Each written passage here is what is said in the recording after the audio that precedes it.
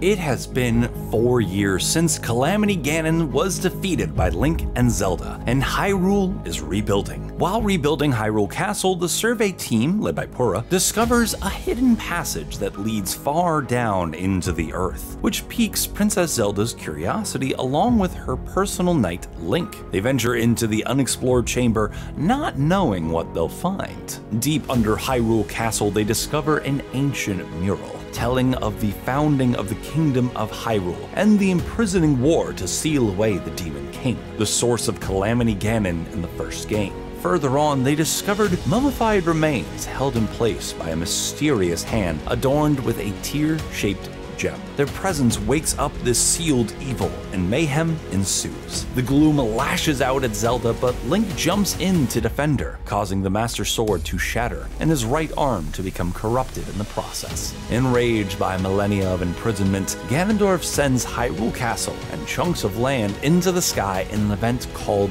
the Upheaval. As the earth crumbles and quakes, both Ganondorf and Zelda fall into the chasm below. Link once again jumps to Zelda's aid, but she disappears mid-fall, and Link is saved by the mysterious arm. This is where the story splits in two: Zelda to the past and Link in the present.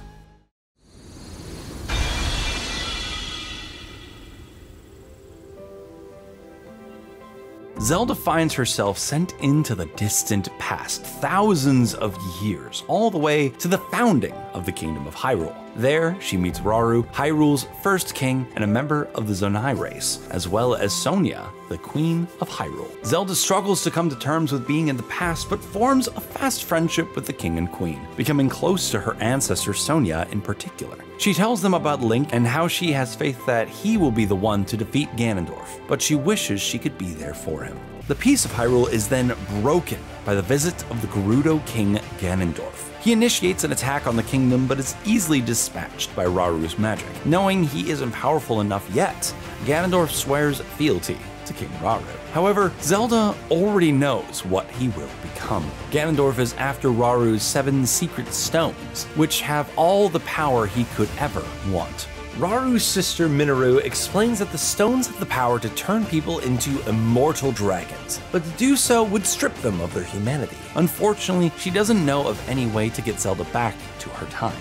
That night, Ganondorf disguises himself as Zelda and ambushes Queen Sonia, killing her and taking her secret stone for himself. With it, he brings the kingdom to its knees, an event that would become known as the Imprisoning War.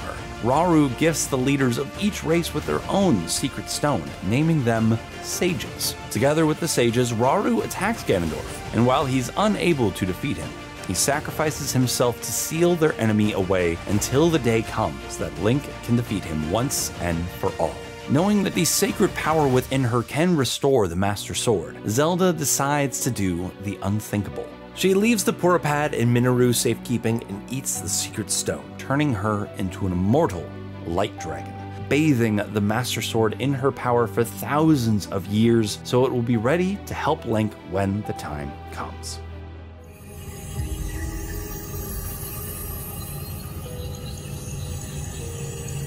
In the present day, Link wakes up and discovers that his arm has not only been healed, but replaced with the spirit arm that was underground. It turns out that the arm belonged to Rauru, which gives Link the ability to use Zonai magic. He discovers he's far up in the sky, and the spirit of King Rauru guides Link, showing him how to use his new powers. Ganondorf's awakening and subsequent upheaval made the islands in the sky reappear and caused countless earthquakes on the surface. The shifting earth opened up new cave systems and created giant chasms that lead to the deepest depths of Hyrule, where new dangers lurk.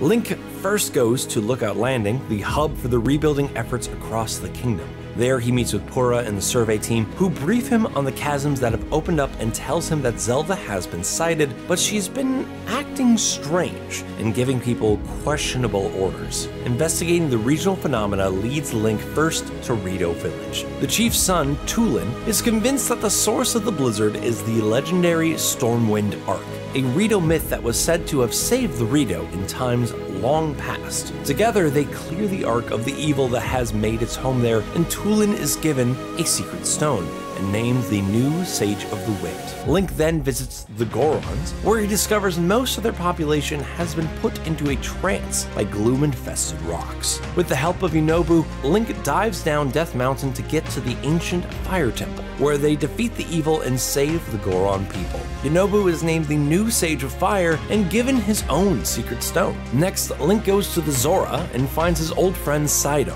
Sidon is leading his people against a foul sludge that has been infecting the waters around the domain. Sidon's fiancé, and yes, I'm sorry to admit, his fiancé, urges Sidon to go with you to the water temple high above the domain, where you clear out the imp that has been the source of the sludge. Sidon is named the new Sage of Water and is also given a secret stone. Lastly, Link visits the Gerudo Desert only to find the Gerudo hiding underground from the terrifying Gibdo. After protecting the town, Link and Riju go to the Lightning Temple and take out the Queen of the Gibdo.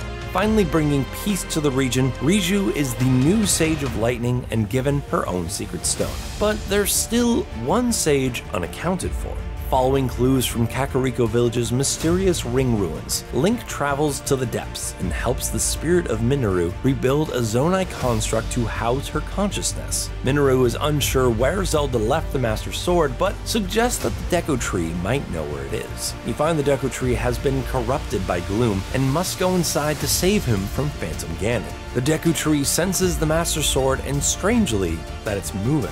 Together with the memories Zelda left you in the form of dragon tears across the world marked by large glyphs, you discover that Zelda turned herself into a dragon and has been bathing the Master Sword in her sacred power for thousands of years high in the sky.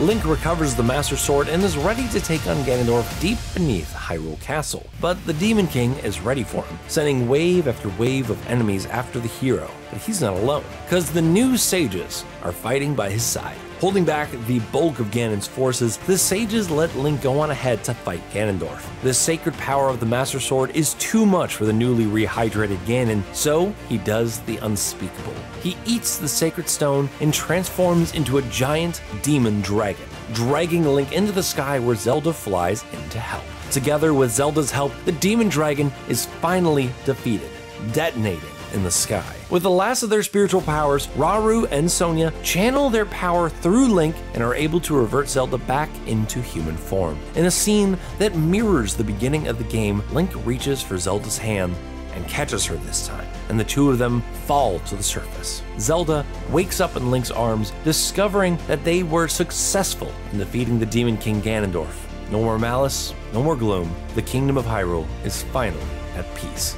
And that's the end of the story in Tears of the Kingdom, at least until the inevitable DLC. If you'd like your name in our video like these wonderful patrons, join our Patreon and help support the channel. Thanks for watching.